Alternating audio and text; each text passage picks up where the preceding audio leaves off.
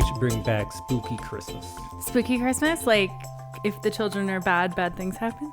Yeah, that and the ghost story part. Yeah. Like Christmas used to be a lot scarier. Yeah, true. Even in the songs, they talk about like ghost stories at Christmas. 'Cause that's when you tell them. Yeah, we should bring that back. Let's put the spook back in Spooksmas.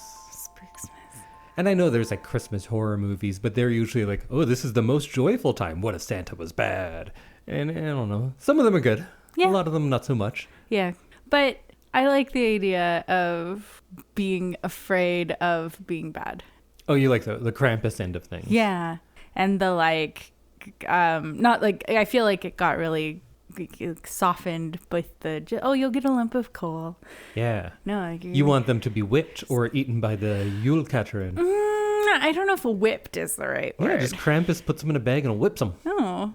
That'd be good. That sure. We'll keep them in line. We'll go with that. Even outside of that, though, I want just like, this is when ghosts come out. Mm-hmm. Because you used to put up Christmas trees and stuff because it would ward off the evil spirits. Yeah, Christmas lights were supposed to like confuse them and make them scared. Ah. Yeah. So watch out. Watch out. Ghosts are out. This is ghost time. Get your Christmas lights out. Don't forget that Christmas was originally about ghosts. Well, welcome to a very spooky but jolly episode of I Love This, You Should Too. My name is Indy Krampus Randhawa, and with me is Samantha Whip the Kids Randhawa. Oh, okay. Put them in a sack. Kids in a sack. Kids in a sack Randhawa, that's what they call you. Yeah, exactly. All the time. So what are we going to do today, Sam, for our spooky but festive? It's probably not going to be spooky at all, is it? I think this is the end of the spook time. Yeah. And now we're just festive. Maybe I'm going to have a ghost movie. Maybe. No, I'm not. So we are going to each talk about our spoiler-free things of the fortnight that are Christmas themed. And then Indy will tell us what we are watching for our final Christmas movie of the year. Indy, do you want to start us off? Sure. So my Christmas thing of the fortnight is the 2005 comedy mystery, something like that. Kiss, Kiss, Bang, Bang. Are you familiar with this movie at all? I feel like I've heard the name. I don't think I've ever seen it. So it is a kind of a detective movie. It stars Robert Downey Jr. and Val Kilmer mostly. Also Michelle Monaghan. Mm-hmm. And some other people are in there too, like Corbin Bernsen's in there, Larry Miller a little bit, but those are the three leads. And it was written and directed by Shane Black, who you might know from the Lethal Weapon movies. The first one, that's probably his most famous, but he also wrote Monster Squad. And I forget that. And every time I remember, it makes me happy. Monsters make you happy? Well, Monster Squad especially. Yeah. Do you know that Wolfman's got nards? No. Well, that's because you haven't seen Monster Squad. True. Is that your movie? It should be. I don't think it's Christmassy, though. It's much more Halloween. Oh, okay. I really should have done Monster Squad for Halloween. Next year. There's always next year. But Kiss Kiss Bang Bang is kind of a movie that is a throwback to 1940s and 50s hard-boiled detective film noir. And I've been reading a lot of Raymond Chandler novels in the last little while, so it was fun to see all the inspiration that comes from that. So it has that kind of signature narrator, and in this case, it's Robert Downey Jr., but it's all like real tongue-in-cheek. And sometimes you might think, well, at least I did, that it can be a little too chatty and too quippy. But if you love Robert Downey Jr., you probably love that because that's, that's kind of his bit. That's his thing. And that's how he took over the Marvel movies, and now they're all that. But it makes a lot more sense in this one than I think it does in a lot of Marvel movies. I like it a lot because it pays homage to those detective movies, but also kind of pokes fun at them, but in a very loving way. Because the narrator is kind of going back and forth and pointing out things like, hey, remember that from earlier in the movie? And there's a lot of breaking the fourth wall in that respect, but it's not so far that it's distracting like a lot of movies can be when it's kind of gimmicky that way. Mm-hmm. It's satirical, but not too much. I find it kind of halfway between those straight up satires like The Man Who Knew Too Little and a real film noir like The Big Sleep. It's right in the middle there that is very serious. It has a lot of pretty dark stuff in it, but still kind of genuinely funny in a lot of moments. Robert Downey Jr., I think, is pretty good in this, but he's playing the character he plays a lot. Yeah. He's kind of a dick, but at least it's called out because he's, I don't know, sometimes sexist or homophobic, but the movie isn't because he pays for his... Oh. Like when he says something like that, he's quickly corrected or like punched in the face or something. Huh. So you're like, oh, the movie's not on his side. Yeah. He's just that way. Val Kilmer, I think, is really funny. I think Val Kilmer's a really talented guy. I know he has some real ups and downs in his career and maybe a bit of an egomaniac sometimes, but I like a lot of his stuff and he's really good in this. And if you like Shane Black movies, you kind of love that dialogue, the back and forth of some of his buddy cop things, and that is really present in this one too. And when you get past all this, like, well, it's a homage to this, but satirical, and what it comes down to is it's a pretty good whodunit murder mystery in the style of those Chandler novels. And in this movie, they actually are fans of a different fictional type of Raymond Chandler author. And they're always saying like, oh, usually you have these two cases and one seems normal, one seems wild, but in the end they come together. And then that sort of stuff starts happening in this movie. But some things pay off, some things don't. And the things that don't, it's not like the writer didn't tie up the loose ends. It's like, yeah, this is the real world. It's not a novel, so it's not going to work out that way. But it is a fun mystery ride of trying to find all of these different elements that work together. It's in that kind of style, but it is taking place in modern, or at least 20-year-old now, so I guess not modern, but in Los Angeles in 2005. And it feels like it's a part of that world, but that world seen through this hard-boiled detective novel lens. When this came out, it was not terribly successful. I think it might have lost money, but it did well critically. It was another one of those ones where critics like it, but nobody went to see it really. So it might be kind of forgotten, but it's one that you hear about when people talk about those underappreciated movies. It's like Kiss Kiss Bang Bang and In Bruges, and I think that's Christmassy too. Is it?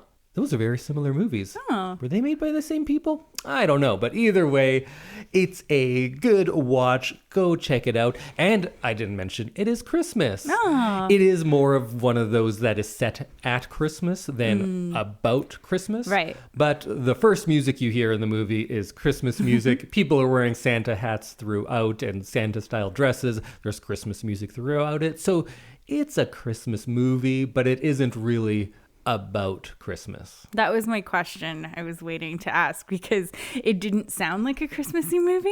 No, I guess it's not. And to me, when it's in Los Angeles, it's hard to make it Christmassy. Oh, because they don't have weather. Yeah. Yeah. So, but I guess to people from other parts of the world, people who aren't currently watching a foot of snow fall outside of the window like we are. Like we are literally doing right now. So it might be more Christmassy to those people. To me and you, palm trees aren't Christmas. No. But to a lot of the world, they are. It does seem like a nice place to go during the winter season, though. Yeah, that's more of a late January for me. You have the fun Christmas here where it's nice and snowy. The and snow festive. is still a novelty right now. Yeah. In like a month, we're going to be like, oh my God, it's snowing again. Yeah. We're only a month into snow right now. Yeah, exactly. After 3 months of snow, people who don't have it, you get sick of it quick. It's like harder to get around. It's slippery. It sucks. Shoveling, having to go outside when it's cold. So I guess that's my other recommendation. Snow is pretty good. And also, so is Kiss Kiss Bang Bang from 2005. Go check it out. I don't think it's streaming anywhere, but I didn't really look into it. Okay. So go watch it if you like detective movies and Robert Downey Jr. So people love that guy. Yeah. They love him so much that when they killed him off in Marvel, they're like, you know what? Let's bring him back as someone else now. Actually, back. All right. Well, Samantha, how about you? What's your festive thing of the fortnight? Well, I last year, I believe I did Falling for Christmas, or was it 2 years ago? I can't remember now. I don't either. That might have been last year. Who knows? You can know if you just go back and listen to our Christmas episodes from last year. I realized I meant to check that out, but I did not. So yeah, go scroll back and find the rest of our Christmas episodes. But I think we talked about then that Lindsay Lohan signed a multi-picture deal with Netflix. And so this is her second Christmas movie, her third movie overall of this deal. And it is called Our Little Secret. It just came out on Netflix in the last couple of weeks. And it was delightful, light, and fun. I put it on kind of while I was working yesterday because I think Christmas movies are kind of made to be on in the background. I don't think they're like a sit down and like think real hard about it kind of movie. So, or genre. These ones, at least. These ones, yeah. I would say like a lot of Christmas movies you should sit down and watch. I'm talking about like Hallmarky kind of romantic comedy kind of Christmas movies. So I put it on in the background and I actually found myself watching the movie like more than I thought I would. I thought I'd just, put it on the background and enjoy the kind of checking in every so often. But wow, that's high praise. Samantha says this movie is so good, you will want to watch it. Yep. So the movie follows Avery, played by Lindsay Lohan, who is spending her first Christmas with her boyfriend's family, but then discovers her ex is also part of the family. She decides to hide their romantic history and hijinks ensues. I feel like that's what I always say when I'm trying not to like give away plot points. You get to see a fun kind of wacky family dynamic. You get to see lots of Christmas traditions. There's a really cute dog in it. And the classic trope of my mother-in-law hates me. Which is like always in these kind of movies. I really enjoyed Kristen Chenoweth playing the mother-in-law. Tim Meadows was in it. There was quite a few names of people that I recognized, and there was quite a few moments where I was like, oh, I know that person. So I really enjoyed it. I thought it was kind of fun and fluffy, and you get some kind of wacky moments between the different people in the cast, and the end has like a fun twist at the end. So I recommend it. So you can see Our Little Secret on Netflix anytime you want, I guess, because it's Netflix. Did you like this better than Falling for Christmas? I did. Okay. I did. That was a low bar. It was a low bar. Although you loved that movie. I enjoyed it, yeah. I think Lindsay Lohan does a really good job of playing normal people, and it's like a little bit more believable. She seemed more like she was in like The Parent Trap. She was like believable and kind of fun and lovable. So I really enjoyed her in this. I look forward to what she does next. Have you seen all of her Netflix movies now? I got like 20 minutes into Irish Wish and then didn't see it. Or didn't like finish it because I think I forgot about it. But yeah, I at least attempted to watch all of them. That's another, not a ringing endorsement that you attempted to watch it but couldn't get past the first 20 minutes. I just forgot. I think I started it and didn't finish it just because I forgot about it. Yeah. I'm enjoying her resurgence in the world, and I think she did a good job in this movie. So Indy, can you tell us what your big watch for next week is? So it recently came to my attention, like you said, to you, Christmas movies are not for watching, but rather having on elsewhere. Yeah. You've never actually watched Home Alone. Correct.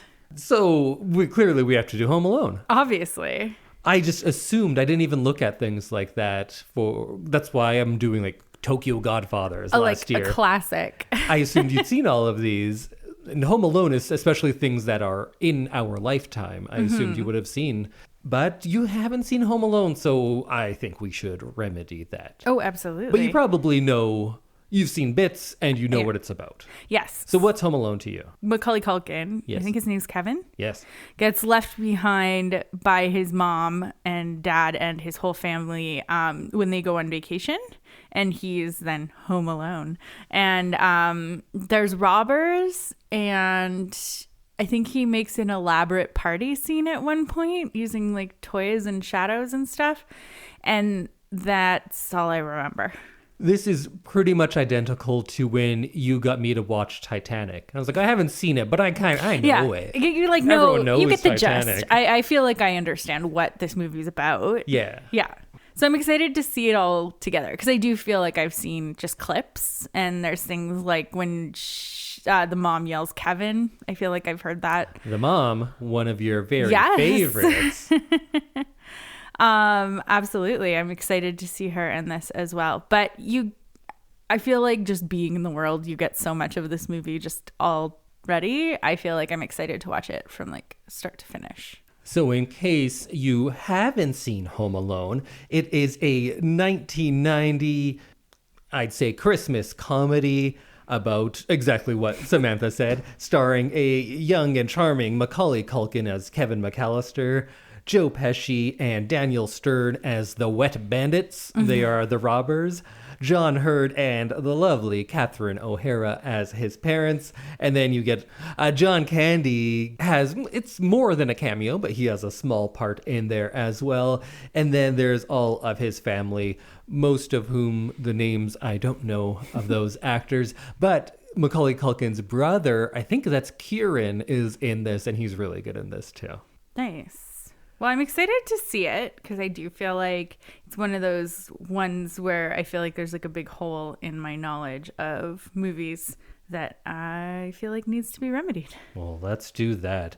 This is one of the, I think, 4 movies I'd ever seen in theaters with my mom. Oh. So we went and saw Home Alone when I was very, very young, and I loved it. I think she did not, because so the second half of the movie is robber hijinks of Macaulay Culkin injuring these robbers. Right. And of course, when you are I think I was like 6 when this came out, when you're a 6-year-old, you think that's hilarious. Yeah, that's fun. Now going back on it, the first half with his interactions with his family are so funny to me now.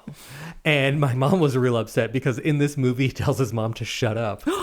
And she did not like that. I can imagine, knowing your mom. So I do remember that was a sticking point for her. The interactions with the family now are so funny to me. And there are so many lines in this that I want to use all the time. Like, look what you did, you little jerk. To say that to a child is very funny.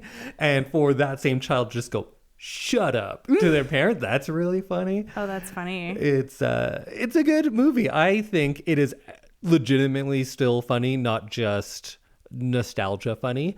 Maybe the slapsticky stuff in the second half doesn't play to you as well. Like, I don't like that as much as the family dynamic stuff early, but just this kid being left alone and what he gets up to outside of the robbery part, I think that's all really good too. I think what it's known for, the robbery and the like traps and such, I think that's one of the weaker parts. But of course, a lot of people love physical comedy. So if you love that, you're going to like Home Alone. It was actually written by John Hughes, who in the 80s was just crushing with all of the movies he did. He did Mr. Mom, National Lampoon, 16 Candles, Breakfast Club, Weird Science, Pretty in Pink, Ferris Bueller, Planes, Trains, and Automobiles, Uncle Buck, Great Outdoors, National Lampoon's Christmas Vacation. And then he does Home Alone in 1990. And then I feel like his career just like no good after that. I don't really like much after that. He did Home Alone 2, but then he's also doing like Beethoven, Dennis the Menace, several Beethoven movies, Flubber, Made in Manhattan, that Jennifer Lopez movie. Oh, yeah. He wrote that. Drillbit Taylor. So I think his post Home Alone career is not nearly as good as his pre-Home Alone career. And it's directed by the very capable Chris Columbus. He's one of those like no style directors. Right. And I don't mean that as an insult. I mean that you hire him and you know you're going to get a well-made film. It won't have a specific look or feel to it, I think. But he directed Adventures in Babysitting, Mrs. Doubtfire. Didn't he do one of the Harry Potters? I think he did 2. Yeah. The first one and the second one, I'm assuming. Okay. He also did Rent that we've Right. done on this. And later in his career, some more. He doesn't work nearly as often. He just picks and chooses, I guess. So he's the director. I think it's cleverly written and capably directed. And Home Alone, you can find on Disney Plus if you're using that. I think there's... How many Home Alones are there? We were looking at that earlier. 6 or 7, I think. Ooh, so many. 2 good ones. Yeah. I think the second movie is actually good. Do you? I was going to say, is the second one worth watching? It's good. Okay. I think it goes 1 and 2, definitely in that order. And then there's a big gap between anything else. So we are going to watch Home Alone from 1990. Watch it on Disney Plus or wherever. I'm sure your library has a DVD of this. It should be pretty easy to find, as big as it is. I do own it, so we can watch that. And we'll meet back here next week and chat all about it. Perfect. Can't wait. Any hopes or fears? your fears going into Home Alone. I'm afraid. I'm so afraid. I don't know. I feel like I'm excited to finally understand all of the Home Alone references that are in the world. I am excited to see Catherine O'Hara. But yeah, I don't know. I'm cautiously optimistic as usual. I think you'll like it, not love it. You'll be like, yeah, that was fun. Oh, okay. Moving on. Sounds good. Okay. And I think this is still one of the highest grossing comedies of all time. Wow. This was a very successful movie. Huh.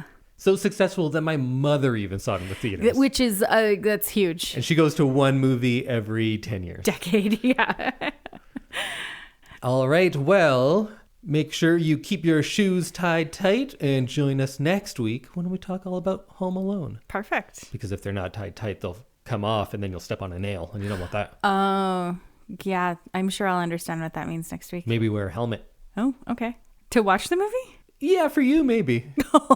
You did hit your head on the wall the other day, sitting on a couch. It's true.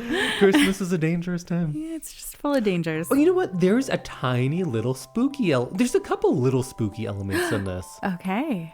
Huh. This movie might be better than I remembered even. Let's go watch it. Okay, you can watch Home Alone on Disney Plus along with all of its many sequels. Bye, everyone.